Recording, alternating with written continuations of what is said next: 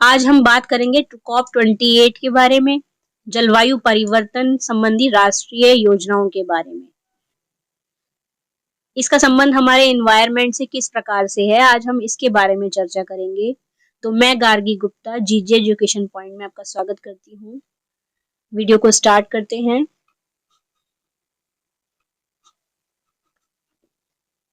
तो इस टॉपिक के बारे में सभी चीजों को ध्यान से पढ़ने के लिए या ध्यान से देखने के लिए जरूरी है कि आप मेरे वीडियो में लास्ट तक बने रहें, जिससे वीडियो जो पहली बार देख रहे हैं वो इसे लाइक शेयर एंड सब्सक्राइब करें ताकि दूसरों को भी मेरी वीडियो मिलती रहे। तो स्टार्ट करते हैं। जलवायु परिवर्तन संबंधी राष्ट्रीय योजना। जलवायु परिवर्तन के बारे में तो आप जानते ही होंगे क्या होता है। हर देश में जलवायु जो होती है वो अलग अलग होती है और उसमें परिवर्तन होते रहते हैं। जैसे हमारे इंडिया में ही सर्दी, गर्मी, बरसात, ये 3 मौसम तो कॉमन है ही। उसके अलावा बसंत ऋतु आदि जो क्लाइमेट चेंजेस होते हैं उनके बारे में आज बात करेंगे। तो जलवायु परिवर्तन से संबंधित जो राष्ट्रीय योजनाएं यानी नेशनल लेवल पर जो हमारे यहाँ योजनाएं चल रही हैं वो कौन कौन सी हैं। पहली है पर्यावरण संरक्षण अधिनियम 1986। ठीक है, पर्यावरण संरक्षण अधिनियम जो है 1986 में तैयार किया गया, बनाया गया। ये 5 जून 1972 संयुक्त राष्ट्र का प्रथम मानव पर्यावरण सम्मेलन स्वीडन के स्टॉकहोम में संपन्न हुआ था। उससे इंस्पिरेशन लेकर इस योजना को बनाया गया था। इसी सम्मेलन से प्रभावित होकर भारत सरकार ने पर्यावरण संरक्षण हेतु इस अधिनियम को 1986 को पारित किया था। इस अधिनियम का उद्देश्य क्या था? पर्यावरण में हानिकारक रसायनों की अधिकता को नियंत्रित करना व पारिस्थितिकी तंत्र को प्रदूषण मुक्त रखने का प्रयत्न करना। इसमें 26 धाराएं और 4 अध्याय हैं। पर्यावरण संरक्षण अधिनियम 1986 को 19 नवंबर 1986 से संपूर्ण देश में लागू कर दिया गया था। इस अधिनियम को एक व्यापक कानून के रूप में लागू किया गया, जिसके तहत भारत सरकार को पर्यावरण गुणवत्ता मानक निर्धारित करने, औद्योगिक क्षेत्रों को प्रतिबंधित करने और दुर्घटना से बचाव के लिए सुरक्षात्मक उपाय निर्धारित करने तथा हानिकारक तत्वों का निपटान करने, प्रदूषण के मामलों की जांच एवं शोध कार्य करने, प्रभावित क्षेत्रों का यथाशीघ्र निरीक्षण करने और प्रयोगशालाओं का निर्माण, सूचना एकत्रित करने का कार्य सौंपे गए। ठीक है, ये सारे कार्य पर्यावरण संरक्षण अधिनियम के तहत गवर्नमेंट को गुणवत्ता मानकों को निर्धारित करने के लिए तैयार किए। इसमें कानून की एक विशेषता क्या थी? इसके कानून की पहली बार इसमें व्यक्तिगत रूप से नागरिकों को इस कानून का उल्लंघन करने वाली फैक्ट्रियों के विरुद्ध कार्यवाही करने का अधिकार प्रदान किया गया था। अब है राष्ट्रीय कार्य योजना जो 2008 में चलाई गई। भारत में जलवायु परिवर्तन और राष्ट्रीय सतत कार्य योजना, इसको कहते हैं national action plan on climate change, अपनाया गया, जिसका उद्देश्य जलवायु परिवर्तन के संदर्भ में विकास का लक्ष्य प्राप्त करना था। इसमें सौर ऊर्जा, ऊर्जा दक्षता, टिकाऊ कृषि, आवास, जल, हिमालय पारिस्थितिकी तंत्र, वनावरण में वृद्धि और जलवायु परिवर्तन से संबंधित रणनीतिक ज्ञान को चुना गया। जलवायु परिवर्तन पर राष्ट्रीय कार्य योजना के तहत 8 राष्ट्रीय मिशन चलाए गए, जिनकी अब बात करेंगे। पहला राष्ट्रीय मिशन है राष्ट्रीय सतत कृषि विकास मिशन, जो नाम से ही दिख रहा है। कृषि के क्षेत्र में विकास के लिए इस मिशन का निर्माण किया गया। इसका उद्देश्य नई किस्मों की फसलों का विकास करना था। कैसी फसलें? नई किस्म की ऐसी फसलें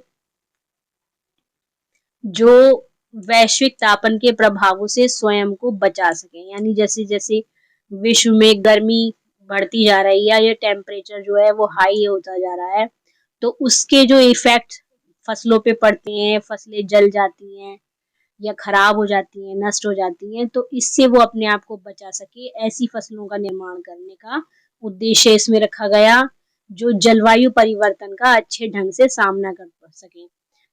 तो उसके जो इफेक्ट फसलों पे पड़ते हैं, फसलें जल जाती हैं या खराब हो जाती हैं, नष्ट हो जाती हैं, तो इससे वो अपने आप को बचा सके, ऐसी फसलों का निर्माण करने का उद्देश्य इसमें रखा गया, जो जलवायु परिवर्तन का अच्छे ढंग से सामना कर सके। जैसे जलवायु परिवर्तन हो जाता है कि एकदम तेज गर्मी पड़ती है या तेज सर्दी पड़ती है, जिससे फसलें खराब होती हैं, तो इन सारे इफेक्ट से वो फसलें बच सकें, ऐसा इस मिशन का उद्देश्य था। दूसरा उद्देश्य था संवर्धित ऊर्जा क्षमता का मिशन का। राष्ट्रीय संवर्धित ऊर्जा क्षमता मिशन, इसका दूसरा उद्देश्य है, जो वर्ष 2009 में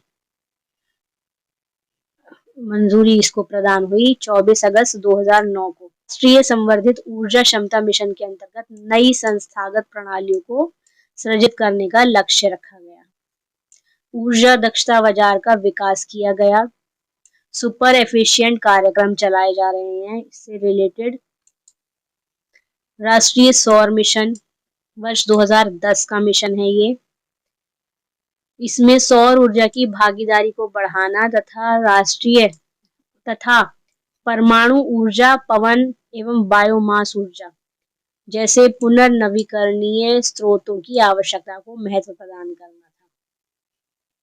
इस मिशन में 2020 तक 20,000 मेगावाट सौर बिजली क्षमता स्थापित करना था, इस मिशन का उद्देश्य है, ठीक है। या कह लीजिए 20 जीबी 20 गीगावाट, ठीक है। 20,000 मेगावाट या 20 गीगावाट सौर बिजली ऊर्जा क्षमता का स्थापित करना था। अब जिसको हम जो गवर्नमेंट ने इसको अब 100 गीगावाट कर दिया है, ठीक है। इस मिशन में बिजली की क्षमता को बढ़ा के इसमें 100 गीगावाट कर दिया गया है। इस मिशन को जवाहरलाल नेहरू राष्ट्रीय सौर मिशन योजना भी बोला जाता है। राष्ट्रीय ज्ञान पर राष्ट्रीय मिशन 2010। ज्ञान पर मिशन से मतलब है अभिज्ञान और स्वास्थ्य, जनसांख्यिकी, प्रवास और तटीय क्षेत्रों में रहने वाले समुदायों की उपजीविका के क्षेत्रों में चुनौतियों के प्रत्युत्तर पर ज्ञान का प्रसार, ठीक है। इस मिशन का उद्देश्य था। राष्ट्रीय वहनीय पर्यावास मिशन 2011। नगरों में वहनीय परिवर्तन, ऊर्जा अनुकूलन, भवनों और वहनीय अपशिष्ट प्रबंधों का संवर्धन करना इसका उद्देश्य था। इसका मतलब ये है कि शहरों में जो ऊर्जा के स्रोत है या जिस प्रकार से बिजली का संचरण हो रहा है, उसमें थोड़े से चेंजेस लाए जाएं। ऐसे भवनों का निर्माण किया जाए जिसमें ऊर्जा का अनुकूलन हो सके, यानी पर्यावरण के हिसाब से ऊर्जा का प्रसार या प्रचार हो सके। जैसे कि भवनों में एलईडी लाइट्स का प्रयोग इसी तरह की शुरुआत है, जिससे कि पर्यावरण को हानि न पहुंचे। या वहनीय अपशिष्ट का प्रबंधन किया जा सके। वहनीय अपशिष्ट मतलब जो शहरों में घरों से जो अपशिष्ट निकलता है या कूड़ा कचरा का जो इकट्ठा होता है, उसका प्रबंध किया जा सके, उसे रिसाइकल किया जा सके और उसको दोबारा से यूज किया जा सके। इस प्रकार का संवर्धन करना इसका उद्देश्य था। राष्ट्रीय जल मिशन, ये 2011 का ही मिशन है। राष्ट्रीय जल मिशन 6 अप्रैल 2011 को इसको मंजूरी प्राप्त हुई। इसमें 20% बचत को बढ़ावा देने का लक्ष्य रखा गया है। जल के अनुकूलतम प्रयोग हेतु फ्रेमवर्क के विकास के लिए एक नियामक मशीनरी की स्थापना करना इनका उद्देश्य था। नेक्स्ट है राष्ट्रीय ग्रीन इंडिया मिशन। इस मिशन की शुरुआत 2014 में की गई। 20 फरवरी 2014 को केंद्रीय मंत्रिमंडल की आर्थिक कार्य समिति द्वारा केंद्र प्रायोजित योजना के रूप में राष्ट्रीय ग्रीन इंडिया मिशन को मंजूरी प्रदान की गई। इसका लक्ष्य क्या था? भारत के वन क्षेत्र का संरक्षण करना, पुनर्नवीकरण और वन क्षेत्रों में वृद्धि करना। ठीक है, पहले तो वन क्षेत्रों का संरक्षण करना, यानी वन का जो कटाव हो रहा है उसको रोकना, पेड़ पौधे लगाना दोबारा से, और वन क्षेत्रों में वृद्धि करना। ये इसके 3 उद्देश्य थे या 3 लक्ष्य थे ग्रीन इंडिया मिशन के। अनुकूलन एवं शमन उपायों के द्वारा जलवायु परिवर्तन का सामना करना। राष्ट्रीय ग्रीन इंडिया मिशन की क्रियान्वयन अवधि 10 वर्ष निर्धारित की गई। पूर्वोत्तर राज्यों के लिए योजना व्यय 90% खर्च केंद्र सरकार द्वारा और 10% राज्य द्वारा वहन किया जाएगा, ऐसी इनकी मंशा थी। सभी राज्यों के लिए केंद्र एवं राज्य के खर्च का अनुपात 75:25 का होगा, यानी 75% जो है वो केंद्र खर्च करेगी और 25% राज्य खर्च करेगा। ऐसा अनुपात इसके लिए इसमें रखा गया। राष्ट्रीय ग्रीन इंडिया मिशन के उद्देश्य क्या थे कि 5 मिलियन वन क्षेत्र और 5 मिलियन हेक्टेयर वनाच्छादन की गुणवत्ता में सुधार करना। ठीक है, इससे मिलकर हो गए 10 मिलियन हेक्टेयर भूमि। इस 10 मिलियन हेक्टेयर भूमि वन क्षेत्र का प्रबंधन के परिणाम स्वरूप जैव विविधता, जल विज्ञान संबंधी सेवाओं एवं कार्बन पृथक्करण समेत पारिस्थितिकी तंत्र सेवाओं में सुधार करना। वन में और उसके आसपास रहने वाले 3 मिलियन परिवारों की वन आधारित आजीविका आय में वृद्धि करना। 2020 में वार्षिक कार्बन डाइऑक्साइड पृथक्करण 50 से 60 मिलियन टन की वृद्धि करना। अगला मिशन है राष्ट्रीय हिमालयी पारिस्थितिकी संवर्धन मिशन। ये 2014 का मिशन है। इसमें हिमनदों पर जो ग्लेशियर्स होते हैं उनमें जो जलवायु परिवर्तन के प्रभाव का अनुमान लगाने तथा पर्वतीय पारिस्थिति को संतुलित करने की उद्देश्य से हिमालय पर्यावरण के लिए निगरानी प्रणाली की स्थापना की जाएगी, ऐसा इसमें सोचा गया। 28 फरवरी 2014 को इस मिशन को मंजूरी प्रदान कर दी गई। ये तो थे भारतीय मिशन या राष्ट्रीय मिशन। अब है जलवायु परिवर्तन से संबंधित अंतरराष्ट्रीय प्रयास क्या क्या है या समझौते क्या क्या है, जिसमें कॉप आते हैं। सारे कॉप की बात इसमें हम करेंगे।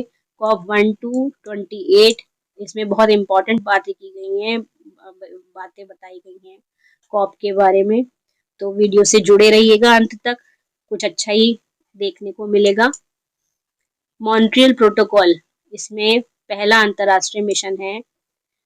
1987 में मॉन्ट्रियल प्रोटोकॉल, ये ओजोन परत के क्षरण को रोकने के लिए 16 सितंबर 1987 को कनाडा में अग्रणी अंतरराष्ट्रीय समुदाय का सम्मेलन हुआ। ठीक है, जिसे मॉन्ट्रियल प्रोटोकॉल के नाम से जानते हैं। क्लोरोफ्लोरोकार्बन गैस के उत्पादन में अगले 10 वर्षों की कटौती करने, हेलोजन गैस के उत्पादन को पूरी तरह से समाप्त करने की सहमति बनी थी इस प्रोटोकॉल में। ठीक है, समझौता क्या था? 1989 से प्रभाव में आया था ये समझौता। 87 में इसका सम्मेलन हुआ और 89 में ये प्रभाव में आया। प्रथम पृथ्वी सम्मेलन, रियो सम्मेलन जिसे कहते हैं, 1992। जैव विविधता को समृद्ध करने हेतु ब्राजील के रियो डी जेनेरियो में संयुक्त राष्ट्र के तत्वावधान में ये सम्मेलन किया गया। इसमें टिकाऊ विकास के लिए व्यापक कार्यवाही की गई, जिसे एजेंडा 21 के रूप में स्वीकृत किया गया। इस सम्मेलन में वैश्विक सुरक्षा कोष बनाया गया, जो ग्लोबल वार्मिंग को रोकने, जैव विविधता संरक्षण और अंतर्राष्ट्रीय जल संसाधनों के प्रदूषण नियंत्रण में सहयोग देगा। नेक्स्ट है जैव विविधता अभिसमय 1992। ये जो जैव विविधता अभिसमय है, इसके बारे में बात करेंगे। रियो डी जेनेरियो ब्राजील में पृथ्वी शिखर सम्मेलन के दौरान 171 देशों द्वारा हस्ताक्षरित कर दी गई थी। इस संधि में यह संधि 29 दिसंबर 1993 को प्रभावी हुई, यानी 92 में इसमें हस्ताक्षर हुए और इफेक्ट कब पड़ा इस पे, जिस संचालन हुआ इसका 29 दिसंबर 93 को। जीव और पेड़ पौधे उस देश की संपत्ति माने जाते हैं। इन्होंने ये कहा कि जैसे एक पेड़ उस या कोई भी जीव है उस देश की संपत्ति के रूप में आते हैं। यदि उस पेड़ या पौधे को या उस जीव को किसी दूसरे देश में ले जाया जाए, है ना, और उससे जो दूसरा उत्पादन हो, पेड़ से या फिर उस जीव से जो दूसरा उत्पादन हो, तो वो जो ह्रास होगा, जब वो जो क्षतिपूर्ति होगी, वो इस देश द्वारा पहले देश को जिससे वो जीव या पेड़ पौधा लाया गया है उस देश को देनी पड़ेगी। यानी ये देश इसे उसकी क्षतिपूर्ति करेगा, ये बात इसमें कही गई। इस संबंध में प्रत्येक वर्ष महाधिवेशन बुलाया जाता है। जो देश किसी अन्य देश के आनुवांशिक संसाधन उपलब्ध करवाता है, उसे जैविक संसाधन पर अन्य देश द्वारा विकसित की गई तकनीकी का लाभ भी दिया जाना चाहिए। ये भी बात इसमें कही गई और इसमें इससे रिलेटेड महाधिवेशन बुलाया जाता है, जो महत्वपूर्ण मुद्दों पर निर्णय लेने वाली प्रमुख इकाई के रूप में माना जाता है। अभी तक कितने महाधिवेशन हो चुके हैं? 27 महाधिवेशन 2022 तक हो चुके हैं, जिन्हें कॉप या कॉन्फ्रेंस ऑफ पार्टीज के नाम से जाना जाता है, जो जैव विविधता से संबंधित होते हैं या जलवायु परिवर्तन से संबंधित इसमें सम्मेलन किए जाते हैं। देखिए, कॉन्फ्रेंस ऑफ पार्टीज कॉप मूल रूप से उन देशों के वार्षिक सम्मेलन को कहा जाता है जिन्हें UNFCCC यानी United Nations framework convention on climate change पर हस्ताक्षर किए हैं, जिन्होंने 21 मार्च 1994 को ये लागू हुआ था और पहला कॉप का सम्मेलन 1995 में हुआ था जर्मनी के बर्लिन शहर में। जर्मनी की राजधानी बर्लिन में हुआ था। कॉप का दूसरा सम्मेलन 1996 में 8 मई से 19 जुलाई जिनेवा में हुआ था। क्योटो प्रोटोकॉल 1997, ये कॉप का तीसरा सम्मेलन भी है जो 97 में हुआ। क्योटो प्रोटोकॉल के नाम से जिसे जानते हैं, क्योंकि क्योटो प्रोटोकॉल इसे क्यों कहते हैं, क्योंकि ये जापान के क्योटो शहर के अंदर क्योटो शहर में हुआ था। 11 दिसंबर से स्टार्ट किया गया था 1997 में। 11 दिसंबर से ये स्टार्ट किया गया था।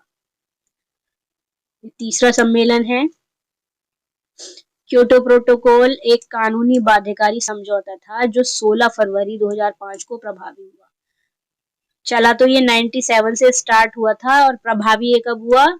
2005 में। इसकी प्रथम प्रतिबद्धता 2012 में समाप्त हो गई। इस संधि के अंतर्गत शामिल 37 विकसित देशों के सामूहिक रूप से ग्रीन हाउस गैस उत्सर्जन को वर्ष 1990 के स्तर पर लाने के लिए 2008 से वर्ष 2012 तक 5.2% कटौती करने का प्रावधान रखा गया।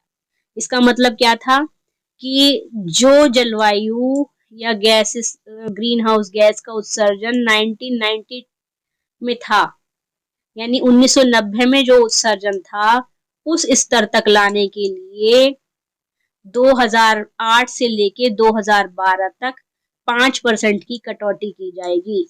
तब हम उस स्तर तक आ पाएंगे। कब तक? 1990 के स्तर तक 5.2% की कटौती करने के प्रावधान में 1990 के स्तर तक आ जाएंगे, ऐसी बात इसमें कही गई थी। कॉप का चौथा सम्मेलन 1998 में हुआ। देखिए, जो इम्पोर्टेंट है उनके बारे में मैं थोड़ा सा डिटेल दे रही हूँ। बाकी डिटेल तो ये भी नहीं है, जो इम्पोर्टेंट पॉइंट्स हैं वो हैं केवल। डिटेल तो बहुत ज्यादा है इनकी, जिसमें केवल एक ही क्लास पूरे एक कॉप की लेनी पड़ेगी, इतना कंटेंट इसके अंदर है। पर जो इम्पोर्टेंट चीजें हैं मैंने केवल इसमें वही डिस्कस किया है। तो कॉप 4 जो है 1998 ब्यूनस आयर्स में अर्जेंटीना के शहर ब्यूनस आयर्स में नवंबर मंथ में हुआ। कॉप 5 1999 में जर्मनी के बोन शहर में हुआ अक्टूबर में। कॉप 6 2000 में ह्यूज शहर में नीदरलैंड के नवंबर में हुआ। 6 का एक दूसरा पार्ट, पहला पार्ट वर्ष 2000 में हुआ और दूसरा पार्ट वर्ष 2001 में हुआ बोन शहर जनवरी में। देखिए जर्मनी में 3 अधिवेशन हुए अब तक, 2 तो ये है कॉप 5 और कॉप 6 और इसके अलावा एक और है जिसके बारे में हम आगे बात करेंगे। कॉप 6 2000 का पहला भाग जो है, पहला अधिवेशन जो है, पहले भाग का अधिवेशन हेग शहर में नीदरलैंड में हुआ और दूसरा पार्ट जो है इसका वर्ष 2001 में बोन जर्मनी में हुआ जो जुलाई में हुआ। और 2001 में ही कॉप का 7वां अधिवेशन हुआ मार्केश के अंतर्गत, मार्केश शहर में मोरक्को के मार्केश शहर में हुआ अक्टूबर मंथ में। तो 2001 में 2 अधिवेशन हुए, पहला जुलाई में जर्मनी बोन में, दूसरा जो है कॉप का 7वां अधिवेशन मोरक्को के मार्केश शहर में अक्टूबर मंथ में, जुलाई और अक्टूबर में हुए दोनों। ये याद रखने वाली बात है। कॉप का 8वां अधिवेशन, ये भी इम्पोर्टेंट है क्योंकि ये वाला अधिवेशन इंडिया में हुआ था, हमारे देश का अधिवेशन है। अब तक जितने भी अधिवेशन हैं उनमें केवल एक ही अधिवेशन जो है कॉप का वो इंडिया में हुआ है, या एक ही सम्मेलन इंडिया में हुआ है, नई दिल्ली में हुआ है ये 2008 में। विकसित देशों से पर्यावरण सुधार हेतु तकनीकी का विकासशील देशों को स्थानांतरित करने की मांग इसमें की गई थी। उसके बाद कॉप 9 2003 मिलान शहर में हुआ इटली के। कॉप 10 2004 ब्यूनस आयर्स अर्जेंटीना में हुआ दिसंबर में, ये भी दिसंबर में था, ये भी दिसंबर में। नेक्स्ट वाला ये 2003 से 2005 सारे दिसंबर में हुए। कॉप 11 2005 में हुआ मॉन्ट्रियल कनाडा में। कॉप 12 2006 में हुआ नैरोबी केन्या में हुआ, नवंबर में हुआ ये। कॉप 13 2007 बाली इंडोनेशिया में दिसंबर मंथ में हुआ। कॉप 14 2008 में हुआ। कॉप 14 कब हुआ? 2008 में पोजनान पोलैंड में हुआ, दिसंबर में पोजनान शहर में हुआ पोलैंड के। अब बात करेंगे कोपेनहेगन सम्मेलन 2009 कॉप 15 के बारे में। ये इम्पोर्टेंट है इसलिए मैंने इसके थोड़े कुछ महत्वपूर्ण बिंदु इसमें दे दिए हैं। देखिए यह क्योटो प्रोटोकॉल के अंदर एनेक्स 1 पार्टीज के लिए आगे की प्रतिबद्धता, एडॉक वर्किंग ग्रुप का 10वां सम्मेलन इसमें हुआ और AWGLCA का 8वां अधिवेशन इसमें हुआ।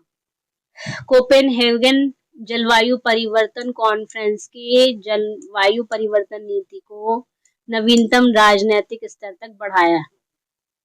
इस सम्मेलन में ने प्रभावशाली वैश्विक जलवायु परिवर्तन के सहयोग के लिए आवश्यक आधारभूत संरचना निर्माण हेतु बातचीत को आगे बढ़ाया, जिसमें क्योटो प्रोटोकॉल के CDM का संवर्धन भी सम्मिलित है। इस समझौते के तहत महत्तम वैश्विक औसत तापमान की वृद्धि पूर्व औद्योगिक स्तर से 2 डिग्री सेंटीग्रेड से ज्यादा ना हो, इस विषय पर चर्चा की गई। इसे सीमित करने के लिए दीर्घ अवधि लक्ष्य की स्थापना की गई, जिसका 2015 में पुनर्निरीक्षण किया गया। एनेक्स देशों, यानी एनेक्स देश किसे कहते हैं? जो विकसित देश होते हैं, को 2020 तक हरित गृह गैसों के उत्सर्जन में कटौती के लिए एक निश्चित लक्ष्य तैयार करना था कोपेनहेगन सम्मेलन में। अब है कानकुन जलवायु परिवर्तन सम्मेलन 2010।